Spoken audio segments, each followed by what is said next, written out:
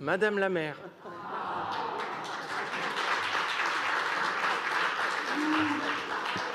J'espère que vous applaudirez aussi après. J'ai toujours été opposé à la création du quartier Masséna-Brunzeau. Toujours. Dès l'origine, il y a 10 ans, quand personne, ou presque, ne s'intéressait aux enjeux dont il est question aujourd'hui. Je rappelle cela car au milieu de cette délibération présentée comme technique, il y a des parcelles qui doivent attirer notre attention. L'assiette foncière formée des parcelles cadastrées 13 BZ25 et 13 BZ26. Celle-ci, actuellement occupée pour loger les bâtiments de la cité technique administrative, servira à construire au pied d'un échangeur autoroutier. Il y a 10 ans, je dénonçais ce quartier de Tours, situé entre les boulevards périphériques, boulevard des Maréchaux, les voies de chemin de fer, la déchetterie du Sictom, avec vue sur les usines de béton des quais de Seine. Je m'inquiétais également des moyens de déplacement de ces milliers de nouveaux habitants et travailleurs.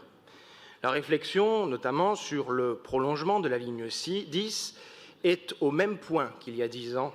Le tramway déjà engorgé ne résoudra rien. Aujourd'hui, je n'ai pas changé d'avis. Pour cette raison, nous ne pouvons pas voter cette délibération en l'état. Il est temps de reprendre le dossier de bout en bout. Ce Conseil de Paris, très axé sur la transition écologique, nous l'avons vu hier, comment cette majorité peut dire tout et le contraire de tout?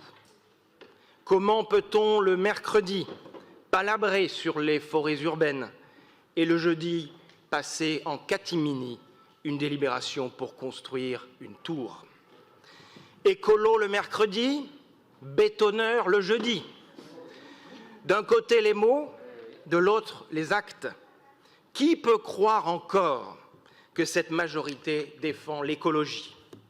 Au-delà de cette délibération et de cette parcelle, c'est une position d'ensemble que nous devons avoir. Les tours du haut, sorties si vite de terre, ne doivent pas être l'arbre qui cache la forêt de béton. Un réinventer Paris spécifique au quartier Masséna-Brunzeau a été mené entre 2017 et 2019. La ville a choisi un projet de 90 000 mètres carrés répartis en 8 bâtiments, dont 2 tours, celle de 100 mètres dont il est question ici, et celle de 180 mètres, baptisée avec une ironie presque insultante, village vertical. On parle à longueur de conseils de changement climatique, on crée une direction de la transition écologique, on prépare un PLU baptisé bioclimatique, et on laisserait construire des immeubles de grande hauteur hautement énergivores?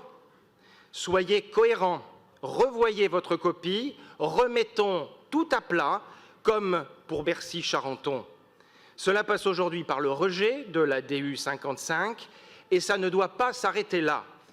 Dans leur amendement, les Verts s'attaquent à une tour pour des raisons écologiques que nous partageons, mais aussi car ces logements seront privés.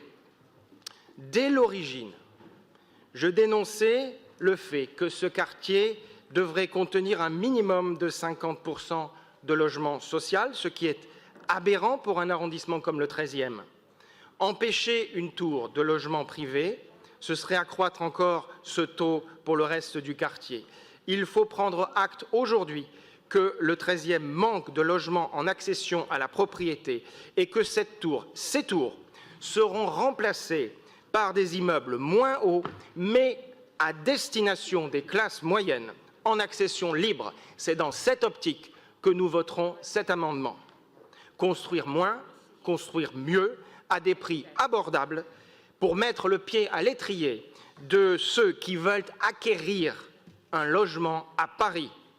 Tout est donc à revoir, avec moins de densité, moins de surface, plus de logements privés qualitatifs pour attirer les classes moyennes, plus d'équipements publics et plus, évidemment, d'espaces verts.